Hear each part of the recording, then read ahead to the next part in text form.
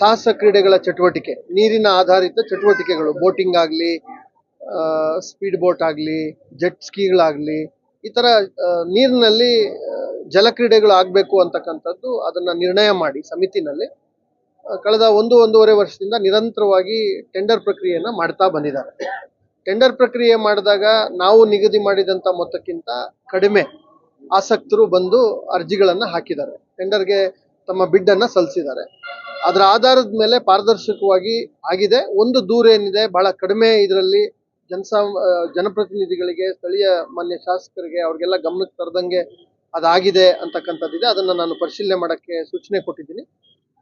ಆ ರೀತಿ ಜನಸಾಮಾನ್ಯರಿಗಾಗಿ ಮಾಡುವಂಥ ಪ್ರವಾಸೋದ್ಯಮ ಚಟುವಟಿಕೆಗಳು, ಅವರಿಗೆ ಜಲಕ್ರೀಡೆ ಆಗಲಿ, ಯಾವುದೇ ಒಂದು ಮನೋರಂಜನೆ ಆಗಲಿ, ಅದು ನಮ್ಮ ಚಿಕ್ಕಬಳ್ಳಾಪುರ ಜನತೆಗೆ ಅವರ ಉತ್ಸಾಹಕ್ಕೆ ಅವರಿಗೆ ಪೂರಕವಾಗಿರುವಂಥ ಒಂದು ವ್ಯವಸ್ಥೆ. ಹಾಗಾಗಿ ಮೊನ್ನೆ ಮಾನ್ಯ ಸಚಿವರು ಕೂಡ ಸೂಚನೆ ಕೊಟ್ಟಿದ್ದಾರೆ. ಅದನ್ನು ಪರಿಶೀಲಿಸಿ ಜಿಲ್ಲೆಯಲ್ಲಿ ಜಲಕ್ರೀಡೆಗಳಿಗೂ ಉತ್ತೇಜನ ಕೊಡಬೇಕು, ಜೊತೆಗೆ ಯಾರಿಗೂ ಅದರಿಂದ ತೊಂದರೆಗಳಾಗಬಾರ್ದು. ಈ ಎರಡು ಅಂಶಗಳನ್ನು ಗಮನದಲ್ಲಿ ಇಟ್ಕೊಂಡು ಕ್ರಮಗಳನ್ನು ತೆಗೆದುಕೊಳ್ಳೋಣ. ಅಭಿವೃದ್ಧಿ ವಿಚಾರದಲ್ಲಿ ಪ್ರವಾಸೋದ್ಯಮ ಅಭಿವೃದ್ಧಿಯಲ್ಲಿ ನಮ್ದು ಪ್ರಶ್ನೆ ಇಲ್ಲ. ಅಧಿಕಾರಿಯೇ ಅದರಲ್ಲಿ ಶಾಮೀಲಾಗಿ ಅಧಿಕಾರಿಯ ಬೆಂಬಲಿಗರು ನಡೆಸುವಂತ ರನ್ನಿಂಗ್ ಆಗಿರ್ಬೋದು, 50,000 ಬೆಡ್ ಹೋಗಿ ಯಾವುದೇ ಕರಪತ್ರ ಹಂಚಿಲ್ಲ, ಯಾವುದೇ ಮಾಹಿತಿ ಇಲ್ಲ. ಅದೆಲ್ಲ ತಾವು ಹೇಳಿದ್ದು ಎಲ್ಲಾನು ನನಗೆ ಸೂಚನೆ ಇದೆ. ಈಗಾಗಲೇ ಅದನ್ನ ಸಂಬಂಧಪಟ್ಟ ನಮ್ಮ ಕಚೇರಿಯ ಅಧಿಕಾರಿಗೆ ಸೂಚನೆ ಕೊಟ್ಟಿದ್ದೀನಿ. ಅದನ್ನೆಲ್ಲ ತರಿಸಿ ಪರಾಮರ್ಶಿಸಿ ಅದರಲ್ಲಿ ನ್ಯೂನ್ಯತೆಗಳಿದ್ರೆ ಖಂಡಿತವಾಗ್ಲೂ ಕ್ರಮಗಳನ್ನು ತೆಗೆದುಕೊಳ್ತೀವಿ, ಅದನ್ನು ಸರಿಪಡಿಸ್ತೀವಿ. ನಾನಾಗಲೇ ಹೇಳಿದಂತೆ ಆ ರೀತಿ ವ್ಯವಸ್ಥೆಗೆ ವಿರುದ್ಧವಾಗಿ ಕೆಲಸ ಮಾಡುವಂತ ಇದಿಲ್ಲ. ಆ ಥರದ್ದಿದ್ರೆ ಅದ್ರ ಮೇಲೆ ಕಠಿಣವಾದ ಕ್ರಮ ತಗೊಳ್ತೀವಿ.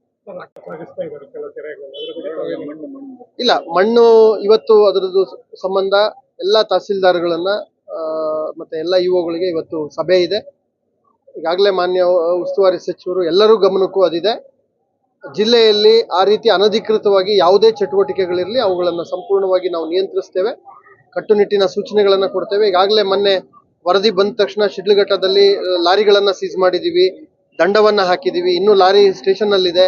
ಈ ಥರದ್ದು ಯಾವುದೇ ಅನಧಿಕೃತವಾಗಿ ಮಣ್ಣನ್ನು ತೆಗೆಯತಕ್ಕಂಥದ್ದು, ಪರ್ಮಿಷನ್ ಇಲ್ದಂಗೆ ಕಾನೂನನ್ನು ಕೈಗೆತ್ಕೊಳ್ಳೋ ಅಂಥದ್ದು ಅದು ಅಕ್ಷಮ್ಯ ಅಪರಾಧ ಆಗ್ತದೆ.